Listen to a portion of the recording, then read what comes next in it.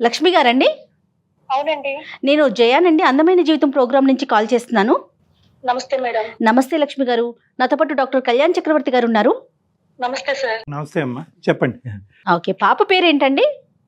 పాప పేరు మధుశ్రీ అండి. మధుశ్రీ, రైట్. ఒకసారి మాట్లాడండి డాక్టర్ గారితో. ఏంటి లక్ష్మి గారు, ఏదో అర్జెంట్ అన్నారు, ఏంటమ్మా? పాపతోనా లేదంటే ఇంకెవరితోనా? మీ ఏమైనా ఇష్యూ ఏంటి చెప్పండి. లేదండి, నేను మా వారు విడిపోయే పరిస్థితి వచ్చేసింది సార్, కేవలం మా కూతురు వల్ల. అయ్యో, అదేంటమ్మా? చెప్పండి అమ్మా. పాప వయసు ఎంత? పాప వయసు 18 అండి. ఏంటి ఇప్పుడు ఇంటర్మీడియట్, అదే సారీ ఇంటర్మీడియట్ అయిపోయిందా? ఏం చదువుతుంది? Second year sir. Okay. Inter second year, 18 years. అంటే పాప వల్ల విడిపోవటం ఏంటమ్మా? అది పాప ఫ్రెండ్స్ తో ఎక్కువ ఉండడం వల్ల ప్రాబ్లం అవుతుంది సార్. బయట ఎక్కువ తిరగడం, ఫ్రెండ్స్ తోటి అలవాటు పడడం, మాట వినకపోవడం, ఇవన్నీ చేస్తుంది సార్. మా వారు చాలా పద్ధతులు సాంప్రదాయాలు పాటిస్తారు సార్. లిమిట్స్ లో ఉండాలని చెప్తారు సార్ నాకు. కానీ మా పాప ఏమో వాళ్ళ డాడీకి అన్ని ఆపోజిట్ చేస్తుంది సార్. ఓ, ఫ్రెండ్స్ తో బయటికి వెళ్ళాలనుకోవడం, ఫ్రీగా ఉండాలి, నాకు ఫ్రీడమ్ లేదు లేదు లేదు అని ఒకే గోల్ చేస్తుంది సార్. నేను ఇప్పుడు జనరేషన్ కదా అని చెప్పి నేను చాలా వరకు నేను వాళ్ళ డాడీకి తెలియకుండా మేనేజ్ చేస్తానండి. నేను ఈమెకి సపోర్ట్ చేస్తాను, కానీ పాపకండి. కానీ ఈమె దాన్ని చులకనగా చూసుకొని ఇంకా ఎక్కువ కోరుకొని ఫ్రీడమ్ అనుకొని ఎక్కువ ఆలోచించేస్తుంది మేడం. అడ్వాంటేజ్ తీసుకుంటుంది అంటారు. అవును మేడం. అంటే మరి అంత ఇబ్బందికరమైన పనులు అంటే టీనేజ్ లో సహజం కదండి, మనం అంతా వయసు దాటుకునే వచ్చాము. ఇంకా ఏం చేస్తుంది ఎక్స్ట్రీమ్ గా? అలా కాదు మేడం, మొన్న ఎగ్జామ్ అని చెప్పి నేను ప్రిపేర్ అవ్వాలి మమ్మీ, నేను ఫ్రెండ్ దగ్గరికి వెళ్ళాలి అని చెప్పి నన్ను అసలు టార్చర్ పెట్టేసింది మేడం. పెట్టేస్తే వద్దమ్మా డాడీ వస్తే ఊరుకోరు అనేసి అంటే, లేదు మమ్మీ నేను ఎగ్జామ్స్ నేను ప్రిపేర్ అవ్వాలి, నాకు డౌట్స్ ఉన్నాయి, వెళ్తాను మమ్మీ ప్లీజ్ మమ్మీ అంటే, సరే డాడీ వచ్చేసరికి వచ్చేయమ్మా అని చెప్పి వెళ్ళమని చెప్పానండి. మాదాపూర్ అండి ఆ ఉండేది, ఫ్రెండ్ ఉండేది. పంపించాను మేడం. పంపిస్తే అక్కడికి వెళ్ళేటప్పటికి ఆ అమ్మాయి స్మోక్ చేస్తుందంట.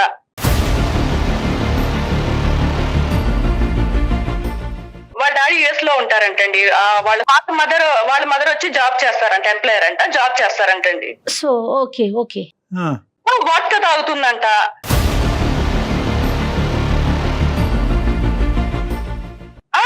వచ్చి చెప్పి ఎందుకు వెళ్ళావే అలాంటప్పుడు అనేసి నేను గట్టిగా నిలదీసి అడిగితే, నాకు తెలుసా మళ్ళా చేస్తాను తెలుసా, నేను వెళ్తేనే కదా నాకు తెలిసింది. సరే, పాప అయితే చేయలేదు. పాప చేయలేదండి. ఇద్దరు క్లాస్మేట్స్ అండి? అవునండి, క్లాస్మేట్స్. Okay okay. నన్ను అడుగుతుందండి, వాళ్ళ డాడీ యుఎస్ లో ఉంటారు, వాళ్ళ మమ్మీ జాబ్ కి వెళ్తారు, తను ఫ్రీగా ఉంటుంది, తను హ్యాపీగా ఉంటుంది, అసలు అబ్జెక్షన్స్ ఏమీ లేవు. నాకు మాత్రం డాడీకి చెప్పెళ్ళాలి, ఈ టైంకి రా, 1/2 hour లేట్ అయింది ఎందుకు, ఇవన్నీ నాకెందుకు ఇవన్నీ పెడుతున్నారు మీరు, అసలు టైమింగ్స్ ఇవన్నీ పెడుతున్నారు. అది కదమ్మా, ఇప్పుడు ఈ పరిస్థితి ఈ సందర్భం చూసిన తర్వాత పాప అలా అంట మొదలు పెట్టిందా, లేదంటే మొదటి నుంచి నాన్న స్వేచ్ఛను ఇవ్వట్లేదు అనేది ముందు నుంచి ఉందా? మామూలుగా చిన్నగా స్టార్ట్ అయింది సార్. 10th వరకు నార్మల్ ఉంది. కాలేజ్ కి ఎప్పుడైతే పాప స్టార్ట్ అయిందో ఆమె మెంటాలిటీ కూడా అలా రోజు రోజుగా మారుతూ వస్తుంది సార్. ఇక్కడికి వెళ్ళిన తర్వాత ఏమైందంటే తన మైండ్ మొత్తం చేంజ్ అయిపోయింది సార్. వాళ్ళ నాన్నగారి గురించి చెప్పమ్మా. వాళ్ళ నాన్నగారు ఏంటి అంటే, మీ వరకు మీకు అర్థమైనంత వరకు ఒక తండ్రి ఎలాగైతే బాధ్యతాయుతంగా పిల్లల్ని పెంచాలో అలాగా, లేదంటే కొద్దిగా ఎక్కువగా స్ట్రిక్ట్ గా ఉంటారా? వాళ్ళ నాన్నగారు చాలా మంచివారండి. ఏంటంటే మార్నింగ్ వెళ్ళిపోతారు, ఈవినింగ్ వస్తారు, నేను అన్ని చూసుకుంటాను కదా, అన్ని పద్ధతిగా పెంచుతాను కదా అని ఒక నమ్మకంతో నా మీద వదిలి వెళ్తున్నారండి. లక్ష్మి గారు సింగిల్ కిడ్ అండి? ఎవరండి? అవునండి. ఒక్కతేనా? అది గారాబం వల్ల పాప కొంచెం ఇలా అయిపోతుందండి. మరి అతను అన్ని నమ్మకాలతో మీ నెత్తి మీద పెట్టి వెళ్తే మీరు అన్ని విషయాలు అతనికి చెప్పట్లే కదమ్మా, మరి అది కరెక్టేనా ఒక చిన్న కుటుంబంలో? అంటే పాప చేయి జారిపోతుందేమో అని భయం సార్. కానీ పాప ఇప్పటి వరకు అలా లేదు, చేయి జారిపోతుందేమో అని భయంతో, సరే ఇప్పుడు జనరేషన్ కదా అని చెప్పి నేను చిన్నవి కప్పుగుచ్చుకుంటూ వచ్చాను సార్. ఆ పాప ఇప్పుడు లాస్ట్ కి ఎలా మాట్లాడుతుందంటే, అక్కడికి వెళ్ళి వచ్చి ఇవన్నీ చూసిన తర్వాత ఎలా మాట్లాడుతుందంటే, డాడీ నువ్వు వదిలేసే,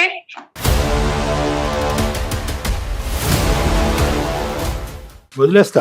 పిల్లలు కన్నా వాళ్ళందరూ మరి పిల్లలు చెప్తే తల్లిదండ్రులు విడిపోతారు. మరి వదిలేసి డాడీ వదిలేస్తే నీకు ఫ్రీడమ్ ఉంటుంది, నాకు ఫ్రీడమ్ ఉంటుంది. ఆ మాట అనేటటువంటి ధైర్యం అమ్మాయికి ఎలా వచ్చింది అన్నది ఇక్కడ ప్రధానమైన అంశం.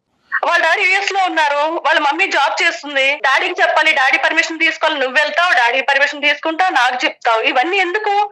డాడీ క్వశ్చన్ చేస్తే నువ్వు ఆన్సర్ చేయాలా?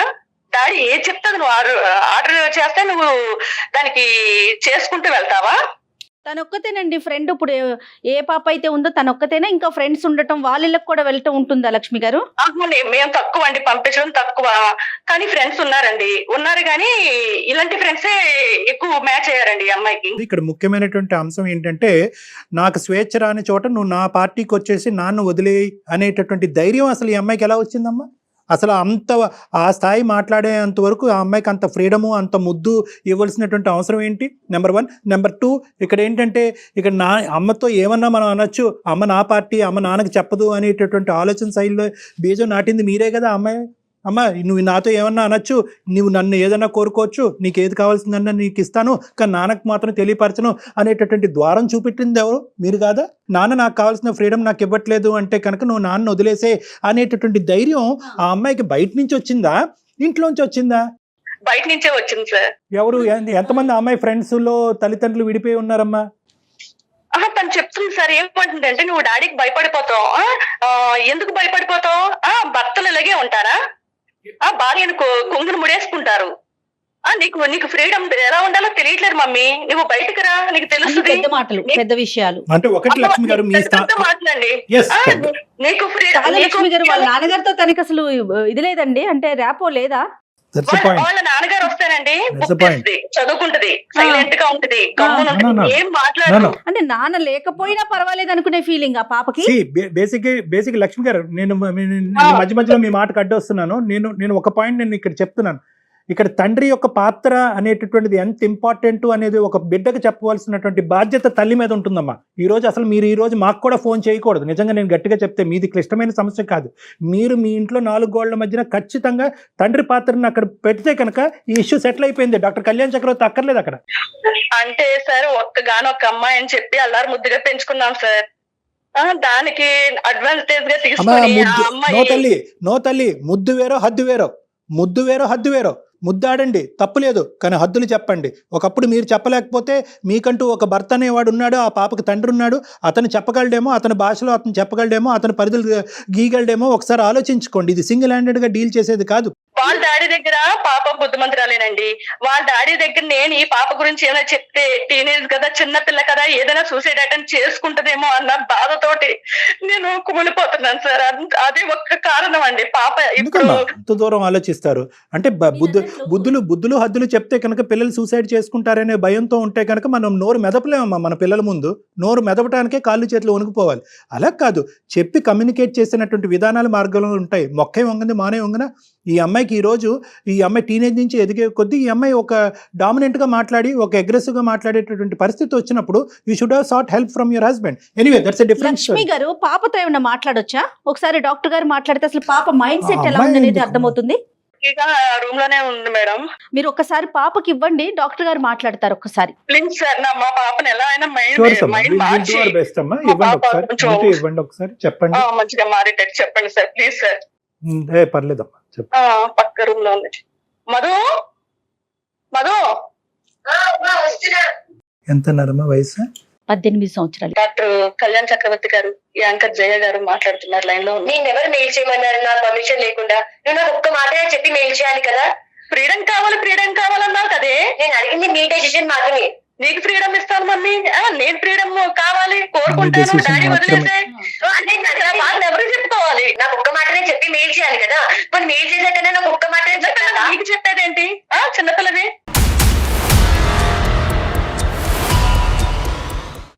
చేశాను, నా బాధ చెప్పుకోవడానికి మెయిల్ చేశాను. డాక్టర్ గారు కూడా చెప్తారు, మేం మాట్లాడతారు. మాట్లాడిన తర్వాత మనం డెసిషన్ ఏం చేయాలి ఏంటి, నువ్వు చిన్నపిల్లవి నేను చెప్తే అర్థం కాదు. మధుశ్రీ నేను కాల్ చేశాను. మధు డాక్టర్ గారు మధు చెప్పండి సార్. హాయ్ అమ్మా, ఏం చదువుతున్నావమ్మా?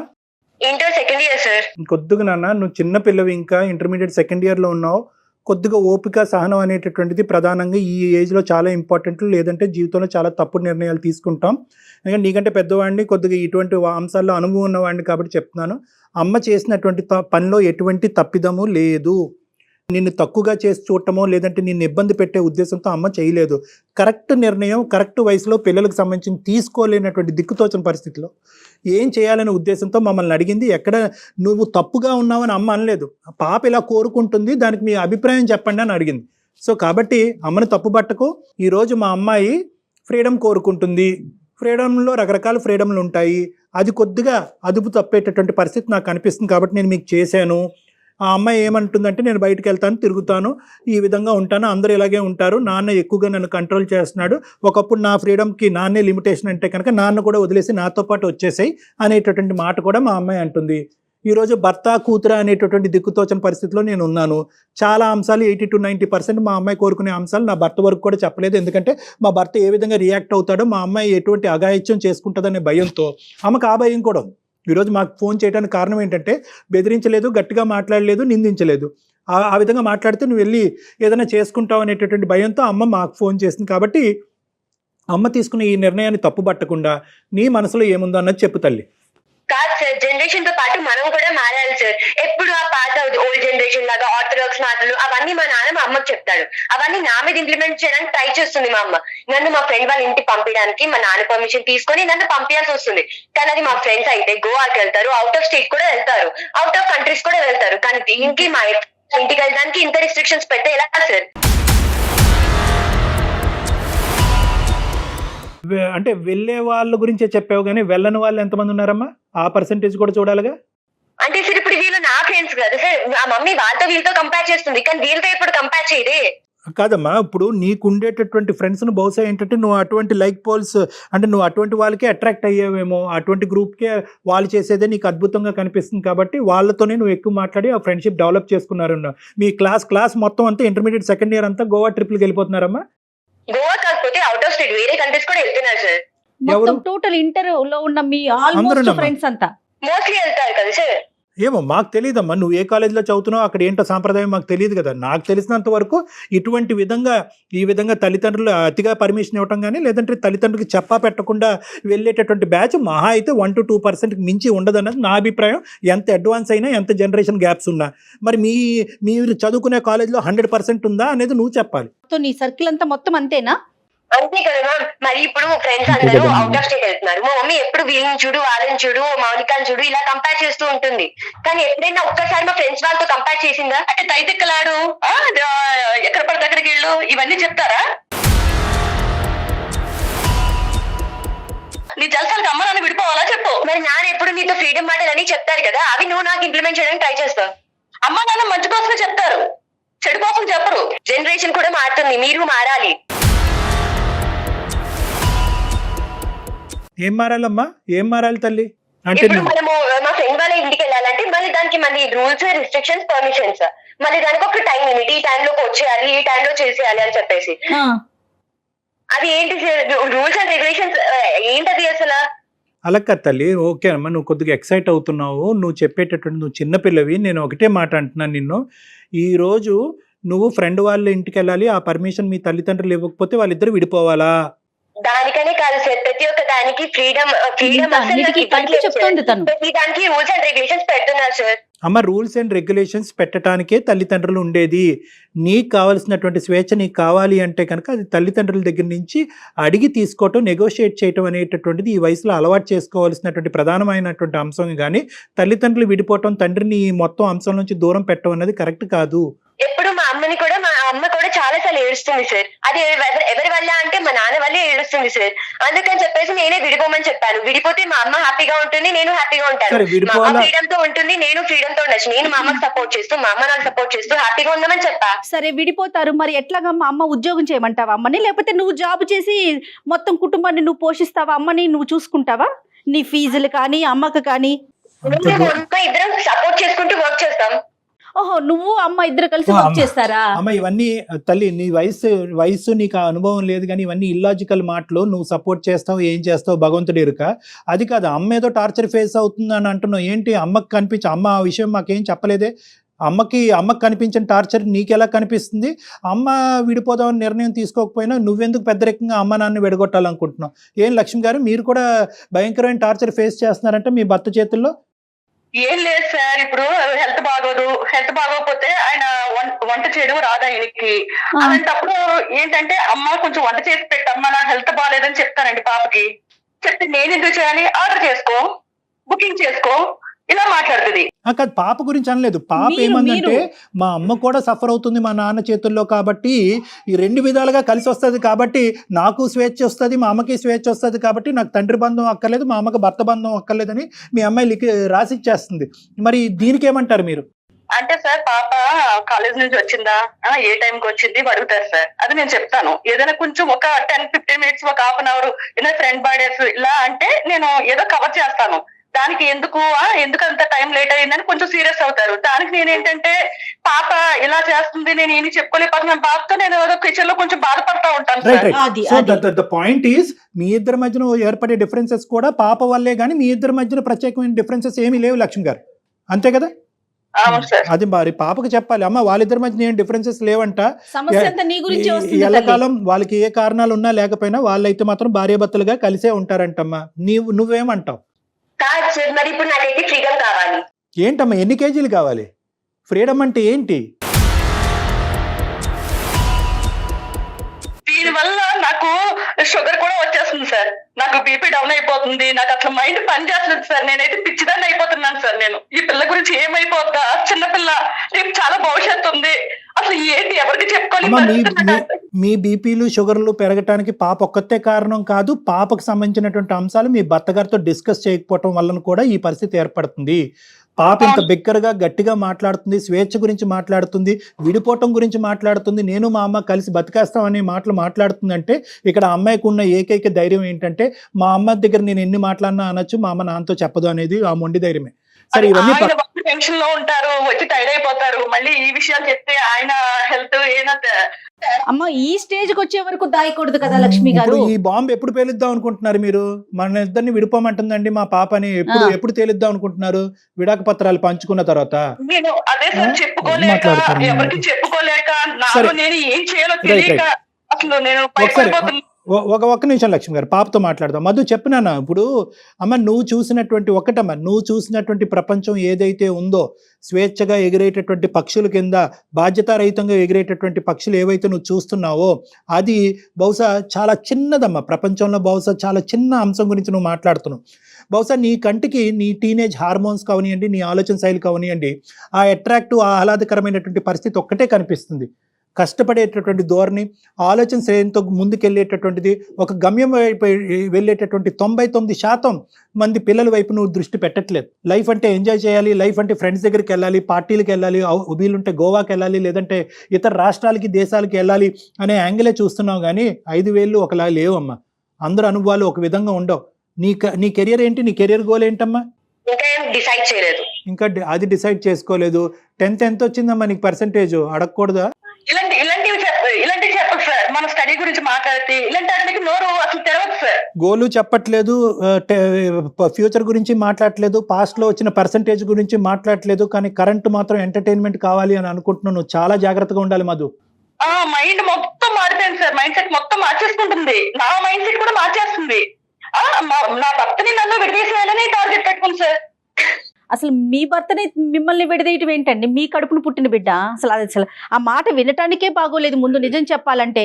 మీరేంటంటే నేను ఇంత చేతకాని దాన్ని అనే రిప్రజెంటేషన్ దయచేసి చేయలేకపోతున్నాం సార్. లక్ష్మి గారు, మీరు చేయలేకపోవటం కాదు, మీరు చాలా చేయగలరు. నేను ఇలాగే ఉంటాను, ఇదే కుటుంబ వ్యవహారం, ఇదే కుటుంబ పద్ధతి. ఆ తండ్రిని నువ్వు యాక్సెప్ట్ చేయాలి, ఆ భర్తని నేను యాక్సెప్ట్ చేస్తాను. He's the breadwinner of the house. ఇంటికి సంబంధించినటువంటి రూల్స్ అండ్ రెగ్యులేషన్స్ డిసైడ్ చేయగలిగేటటువంటి హక్కుదారుడు అతను. కాబట్టి అతను ఎస్ అంటే నాకు ఎస్, అతను నో అంటే నీకు నో అనే విధంగా మీరు గీత గీయలేరా ఇప్పటికైనా? అంటే సార్, ఇప్పుడు న్యూస్ లో చూసి ఇలా జరుగుతున్నాయి అవన్నీ మైండ్ లో పెట్టేసుకున్నాను సార్ నేను. మీరు కూతురు కదా ఏమైపోతుందా అన్న భయంతో. వీక్నెస్ కూడా తను ప్లస్ చేసుకుంటోందండి. మీ వీక్నెస్ కూడా అంతే. ఓకే, మా అమ్మ భయపడుతుంది, మా అమ్మ మా నాన్నకి చెప్పదు, ఈ పాయింట్స్ అన్ని తనకి యాడ్ ఆన్ చేసుకుంటోంది కదా. ఒకటమ్మా, వింటున్నావమ్మా? నాన్న అది కాదు నాన్న, నీకు అనుభవం లేదు, నువ్వు నీ గోల్ వైపు డైరెక్ట్ అవటం అనేది చాలా ఇంపార్టెంట్. అదే నీ జీవితానికి సంబంధించినటువంటి అసలు సిసలైనటువంటి ఎంటర్టైన్మెంట్. ఈ 2 years పాటు నువ్వు కష్టపడినటువంటిది నీ జీవితాంతం నీ పాత్వే గీసేటటువంటి అవకాశం ఉంటుంది. నువ్వు ఇక్కడ ఎక్కడన్నా ఏదైనా ఒక తప్పు జరుగుతుంది అంటే కనుక నువ్వు ఒక గోల్ పెట్టుకోలేదు, ఒక కెరియర్ పరమైనటువంటి గోల్ పెట్టుకోలేదు. ఎంటర్టైన్ అవ్వటం అంటే కేవలం ఫ్రెండ్స్ని ఎంటర్టైన్ అవటమే కాదు, చదువు పరంగా ఎంటర్టైన్ అవ్వచ్చు, హాబీస్ పరంగా ఎంటర్టైన్ అవ్వచ్చు, హ్యాబిట్స్ పరంగా ఎంటర్టైన్ అవ్వచ్చు. నాకు అనిపించేది ఏంటంటే బహుశా టీనేజ్లో చాలామంది అమ్మాయిల్లాగే నువ్వు కూడా ఏదైతే తాత్కాలికంగా తొందరగా సంతృప్తిని ఇస్తుందో అటువైపు నువ్వు రీడైరెక్ట్ అయిపోతున్నావు. ఏదైతే దీర్ఘకాలికంగా నీ జీవితానికి ఒక గమ్యానికి చేర్చేటటువంటి ఒక కష్టం ఏదైతే ఉంటుందో దాన్ని మర్చిపోతున్నాం. You are not looking at an angle that you should be looking at. వింటున్నావమ్మా? మధు, నువ్వు దయచేసి మా క్లాస్ అంతా ఇంతే, మా కాలేజ్ అంతా ఇంతే, తల్లిదండ్రుల మాట ఎవరు వినరు, లేదంటే తల్లిదండ్రులు కంప్లీట్గా ఫ్రీడమ్ ఇచ్చేటటువంటి అతి గొప్ప కాలేజ్లో నేను ఉన్నాను అంటే కనుక అటువంటి కాలేజ్ నేనైతే నా 25 years అనుభవంలో నేనైతే చూడలేదు, జయ గారు చూడలేదమ్మా. నువ్వు ఎవరినైతే కనుక ఇది మాత్రం అర్థం చేసుకోవచ్చు, నేను మా ఫ్రెండ్స్ కన్నా చాలా బెటర్ అని మాత్రం అర్థం చేసుకోదు. అమ్మ, నువ్వు కంప్లీట్గా నీ ఫ్రెండ్స్తో మాట్లాడటం మానేసి మీ ఫ్రెండ్ బర్త్డేస్కి వెళ్ళొద్దు, నువ్వు ఇంట్లోనే ఉండు, తలుపులు వేసుకుని లోపలే చదువుకోమని అనట్లేదు. నెగోసియేషన్ ఎక్కడో చోట ఒక పరిధి అనేటటువంటిది మనం గీయాలి. ఆ ఎంజాయ్మెంట్ ఎలా చేస్తున్నావో నీ ఫ్యూచర్కి సంబంధించిన ఒక లక్ష్యాన్ని, ఒక గోల్ను పెట్టుకోవటం కూడా ఇంపార్టెంట్ కదమ్మా. ఇప్పుడు నువ్వు చదువుకునే స్టేజ్లో ఉన్నావు, నీ వయసు చదువుకునేది, అంతే కదా. నిన్ను ఉద్యోగం చేయమంటున్నారా, సంపాదించమంటున్నారా, రాళ్ళు మోయమంటున్నారా? నీ పని నువ్వు చదువుకోవటం మాత్రం. చదువుతో పాటు నీ ఫ్రెండ్స్తో కూడా ఎంజాయ్ చేయి. నువ్వు ఒక పార్ట్నే ఫుల్గా చేస్తున్నావు, ఇంకో పార్ట్ని పూర్తిగా వదిలేసావు కదా. అమ్మ, ఒకే పాయింట్ అడుగుతాను, నేను అంతకంటే మాట్లాడను. ఒకే పాయింట్ అడుగుతాను మధు. మొన్న నువ్వు ఒక చోటకి వెళ్ళినప్పుడు ఒక అమ్మాయి స్మోక్ చేస్తుంది, వోడ్కా ఏదో తాగుతుందని అన్నారు. నీకేమనిపించింది అమ్మా చూడగానే, ఆ సీన్ చూడగానే? ఎంజాయ్ చేస్తున్నట్టు అనిపించింది, ఫ్రీగా ఉన్నట్టు అనిపించింది. తర్వాత అమ్మా, నువ్వు చేస్తే తప్పేంటి అని కూడా అనిపించిందా? మరి దీన్ని ఏమంటారమ్మా? ఇది తప్పుదోవలో వెళ్ళటం అని అనరా? ఇది మీ నాన్న వింటే ఏమైపోతాడు? మీ అమ్మకు ఇప్పుడు ఈ లేటెస్ట్ బ్రేకింగ్ న్యూస్ వింటే మీ అమ్మ పక్కన ఏమవుతుంది? ఇదేనా? మనకంటూ కొన్ని పద్ధతులు, సాంప్రదాయాలు, విలువలు ఇవన్నీ ఉన్నాయి కదా అన్న. ప్రపంచంలో అతి పెద్ద వ్యాధి ఏదన్నా ఉంది అంటే అది టెంప్టేషన్ మధు, నీకు తెలియదు. ఒక్కసారి కానీ ఈ వయసులో ఏదన్నా ఇలాంటి అనుకోనటువంటి దాంట్లోకి వెళ్ళి అలవాటు పడ్డావా, మీ ఫ్రెండ్ 10% అలవాటు పడుతుంది, నీకు తెలియకుండానే నువ్వు 90% అలవాటుకి వెళ్ళిపోతావు. అది రివర్స్ చేయలేవు. చాలా ప్రమాదకరమైనటువంటి వ్యాధి టెంప్టేషన్. ఏ వయసులో స్మోకింగ్ మొదలుపెట్టాం, ఏ వయసులో డ్రింకింగ్ మొదలుపెట్టాం, ఏ వయసులో మనం విచ్చలవిడిగా తిరగటం మొదలుపెట్టాం అనేటటువంటి దాన్ని బట్టే జీవితంలో ప్రధానంగా మన ఆరోగ్యం కానీ మన సామాజిక విలువలు కానీ నిలబడి ఉంటాయి. అది నీకు అర్థం కావట్లే. ఎంజాయ్ చేయటాన్ని మేమెవరూ ఖండించట్లేదు, నేను కానీ జై గారు కానీ ఖండించట్లేదు. ఈ వయసులో ఖచ్చితంగా ఎంజాయ్ చేయాలి. కానీ ఎంజాయ్మెంట్ అనేటటువంటి దాన్ని కరెక్ట్గా డిఫైన్ చేయటం, కరెక్ట్గా పరిధులు గీసుకోవటం, కరెక్ట్గా లిమిటేషన్స్ పెట్టుకోవాల్సినటువంటి బాధ్యత కూడా యువతరానికి ఉంది. పూర్తిగా ఎంజాయ్మెంటే కాదు కదా, ఎంజాయ్మెంట్తో పాటు నీ చదువు, నీ భవిష్యత్తు, నీ గోల్ ఇవన్నీ ఉన్నాయి కదమ్మా. నిజంగా నీ ఎంజాయ్మెంట్ కరెక్ట్ అని నీకు కానీ మీ అమ్మకి కానీ అనిపిస్తే ఈ రోజు ఎందుకు తండ్రిని పక్కన పెట్టారు మీరు? ఎందుకంటే ఎక్కడో చోట ఇది కరెక్ట్ కాదు అనేది మీ మనస్సాక్షి తెలియటం వల్లే కదా. నాన్న సూపర్ స్ట్రిక్ట్ కాదమ్మా, సూపర్ స్ట్రిక్ట్ ఫాదర్లు ఎవరు ఉంటారు అనేది తెలియాలంటే వచ్చి నా క్లినిక్లో ఒక 2 గంటలు కూర్చో. ఇతనే సూపర్ స్ట్రిక్ట్ కాదు, జాగ్రత్త అయినటువంటి ఒక తండ్రి. అటువైపు ఆఫీసు, ఇటువైపు ఇల్లు తప్ప ఇంకో ఆలోచన లేనటువంటి ఒక తండ్రి. దీన్ని అంతటినీ ఏమంటారు డాక్టర్ గారు అంటే కనుక ప్రేమ అంటారు. మీ తండ్రి మిమ్మల్ని ప్రేమిస్తున్నాడు. మీ తండ్రి తన జీవితాన్ని ఈరోజు పార్టీలకు తిరగలేక కాదు, ఫ్రెండ్స్ లేక కాదు, మందు కొట్టి ఎక్కడో పడుకోలేక కాదు, ఇవన్నీ మీ తండ్రి గారు కూడా చేయొచ్చు. కానీ అవన్నీ ఇవన్నీ వదిలేసి ఎందుకంటే కనుక కేవలం మీరు రేపటి గురించి ఆలోచించకుండా సంతోషంగా ఉండాలి, కంఫర్ట్ జోన్లో ఉండాలి అనే ఉద్దేశంతో మీకు ఈ స్వేచ్ఛనిస్తే నువ్వు మీ అమ్మ బ్యాక్గ్రౌండ్లో ఈ డిస్కషన్ నడిపిస్తున్నారు. ఎంత తప్పమ్మా? నాన్న కూడా అలాగే అనుకుంటే, తను కూడా ఎంజాయ్ చేయాలనుకుంటే ఈ కంఫర్ట్ జోన్లో నువ్వు ఉండేదానివమ్మా. మధు, నువ్వు చిన్నపిల్లవి, నీకు పెద్ద పెద్ద మాటలు చెప్పాల్సి వస్తుంది, కానీ తప్పట్లేదు. బహుశా చాలా వరకు ఇక్కడ 80 to 90% అంశాలు నీ తెలియనితనంలో, నీ అమాయకత్వంతో, నీ ఇమ్మెచ్యూరిటీ వల్ల మాట్లాడుతున్నావు అని నాకు అనిపిస్తుంది. నలుగురికి తెలియదు, తండ్రికి కూడా తెలియనటువంటి అంశం కాబట్టి మనం ఇంకా డీటెయిల్డ్గా మాట్లాడుకోవాలి. ప్రత్యేకంగా నువ్వు, అమ్మ, నాన్న ముగ్గురు కలిపి నా దగ్గరికి రావాలి. లక్ష్మి గారు చెప్పండి. ముగ్గురు కలిపి నా దగ్గర రావాలి. ఎందుకంటే ఈరోజు మీ అమ్మాయికి ఒకటే ఈ రోజు క్లాస్ చెప్పటం లెక్చర్ చేయటం కాదమ్మా, ఏ అంశాలు చూసి తనకు నచ్చక ఆ అమ్మాయి ఇలా అయ్యింది అనేది ఎక్కడో కూడా ఆ తండ్రి గారికి కూడా మనం చెప్పాలి.